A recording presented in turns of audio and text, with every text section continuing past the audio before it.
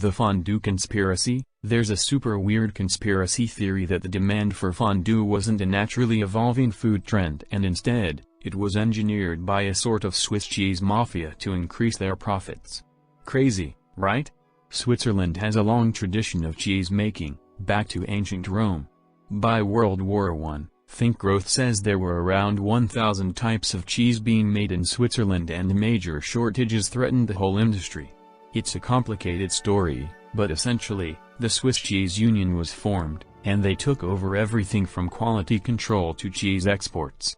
What developed was a complicated system of cheese making and money, and this is when all those cheeses were whittled down to three: Emmental, Sbrinz, and Gruyere. In the 1930s, fondue was invented in the Alps, and it was the perfect way for the Union to promote their cheesy products.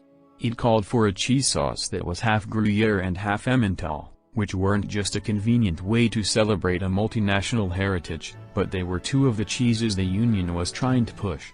That same Union we got its fingers into global advertising, and the fondue craze was born. Warren Buffett's diet. Everyone wants to be at least a little bit like Warren Buffett, even if that little bit is just his money.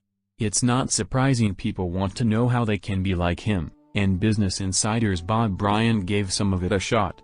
He tried eating like Buffett, and says he not only felt like he was going to die a week in, but he also stumbled on a weird conspiracy theory.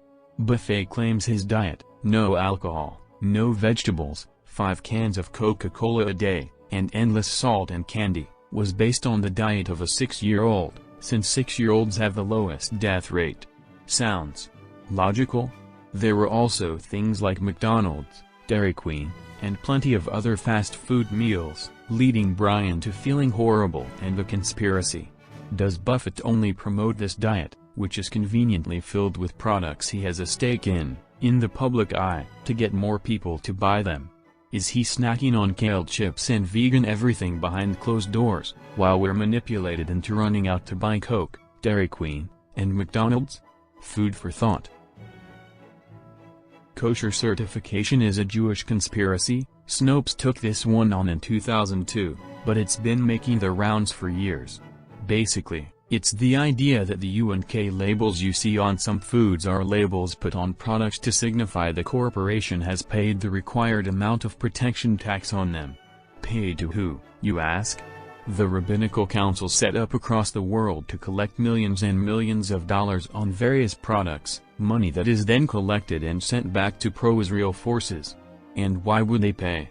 Because, the theory goes, companies are being threatened by a kosher nostra racket that starts when a rabbi promises to start a product boycott if the tax isn't paid.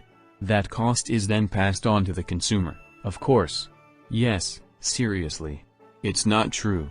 The markings are simply confirmation that the product has been certified kosher, was prepared under the supervision of a rabbi, or is parva, which is meat and dairy-free. Snopes also says the rules of these designations are insanely complicated, but as far as there being a massive conspiracy theory behind the labels?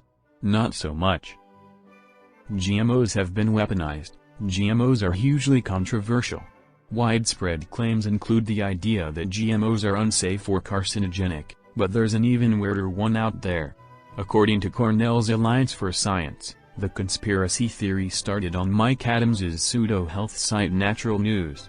Essentially, he claims GMOs are very specifically engineered to be weaponized in a concerted, organized, and long-standing effort to eliminate African Americans from the gene pool, and Africans in general.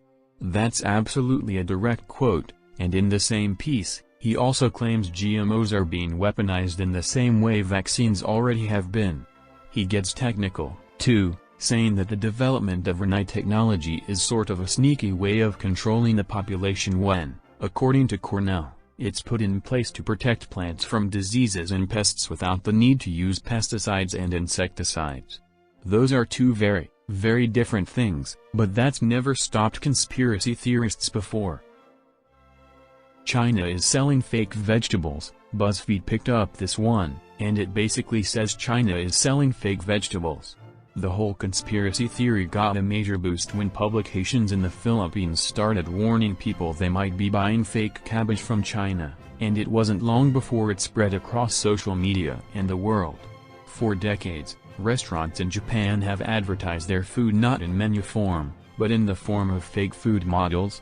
You can see what you're getting before you order it, and not only is that pretty brilliant, some of these pieces are works of art. The conspiracy theory is just what happens when people jump to conclusions.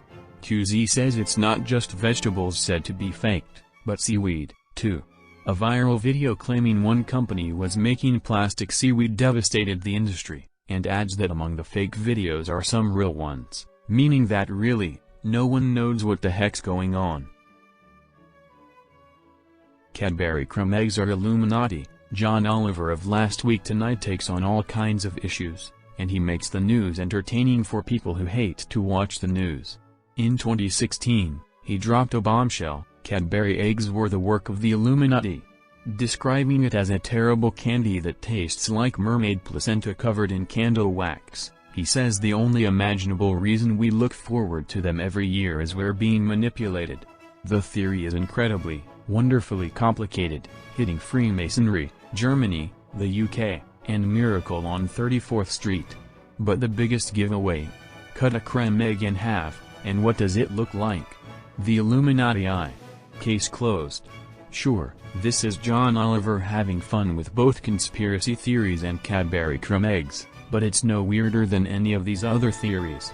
And, just in case the Illuminati are monitoring this, Cadbury crumb eggs are delicious, and anyone who says otherwise is a heathen.